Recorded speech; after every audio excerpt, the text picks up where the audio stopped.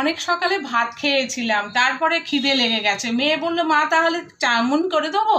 তা আমি বললাম তাহলে ঠিক আছে, প্লেন চাউমিন করো, কেন ভেজিটেবল চাউমিনটা আমার অতটা পছন্দ হয় না।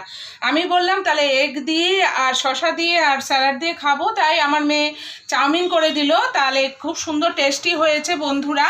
তো হঠাৎ করে যদি খিদে পায় তাহলে হাতের কাছেই চাউমিনটাই থাকে। আমরা বাঙালি, তাই বাঙালির মতন করেই আমি রান্নাটা করতে বললাম আমার মেয়েকে।